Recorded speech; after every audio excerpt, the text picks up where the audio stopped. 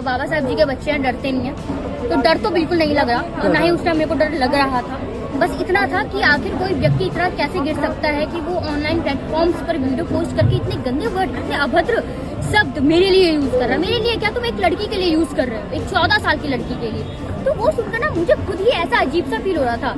हाँ हाँ, आप लोगों को डर क्यों लगेगा? आप लोगों को तो बाबा साहब ने अधिकार दिया है ना, आपको लाइसेंस बना के दिया कि आप लोग इस देश में हिंदू को गाली दो, हिंदू के सनातन धर्म को गाली दो, हिंदू के देवी देवताओं को गाली दो, पंडितों को गाली दो, क्षत्रियों को गाली दो, लेकिन आपके ऊपर कोई कार्रवाई नहीं होगा। लेकिन अगर गलती से कोई आपके ऊपर टिप्पणी कर देता है ना, तो उसको जेल डलवा दो, उसको फांसी चढ़वा दो, क्योंकि वो जो है ना वो ऊंचे जाति से आता है। आप लोगों को तो लाइसेंस दिया है बाबा साहब ने, आप लोग बोलते ही है कि संविधान हमारे बाप ने लिखा है। एक बात तुम लोग भी याद रखो, जब तुम लोग किसी के धर्म के बारे में टिप्पणी करते हो ना, और मैं किसी बलात्कारी को बढ़ावा नहीं दे रहा हूँ, जिसने भी बलात्कार करने को बोला है ना, उसके ऊपर कड़ी से कड़ी कार्रवाई होनी चाहिए, चाहे ऑफलाइन कार्रवाई हो चाहे ऑनलाइन कार्रवाई हो, उसको जेल में डालो, क्योंकि उसका मानसिकता जो है निहायती घटिया है। और इस लड़की की जो मानसिकता है वो भी निहायती घटिया है, क्योंकि जब ये इस देश में रह के हिंदू के बारे में जब बोलती है ना, तो ना आगे सोचती है ना पीछे सोचती है कि किसी का आस्था को ठेस पहुंच सकता है। और जब कोई एक्शन लेके इनके ऊपर वीडियो बनाता है ना, तब इसको ऊपर ये लोग FIR दर्ज कराते हैं, उसके ऊपर ST का मांग करते हैं। देखो, मजाक तभी किया जाता है ना जब मजाक को छेड़ने की क्षमता हो। जब किसी के धर्म पर टिप्पणी करोगे ना, तो उसका रिप्लाई सुनने की क्षमता रखो, तब जाके किसी धर्म के ऊपर ठेकेदारी किया करो। और हाँ, तुम लोग अपने आप को जो दलित बोलते हो और बोलते हो कि हम लोग हिंदू नहीं है, ठीक है भाई, तुम लोग नहीं हिंदू, हम लोग खुद तुमको अस्वीकार करते हैं कि तुम लोग हिंदू नहीं हो।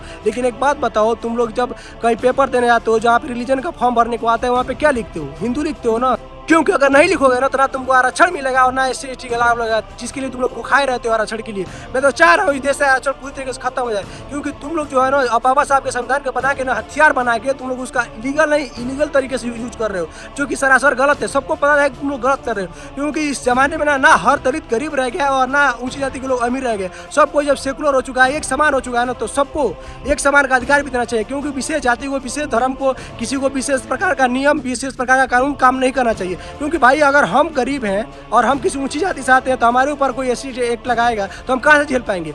और कोई दलित है, वो पैसे वाला है, तो उसके लिए किस प्रकार का आरक्षण और किस प्रकार के उसके SC/ST एक्ट? ये तो गरीबों को देखते हुए और लाचारी को देखते हुए बाबा साहब ने इस संविधान में लिखा था ना।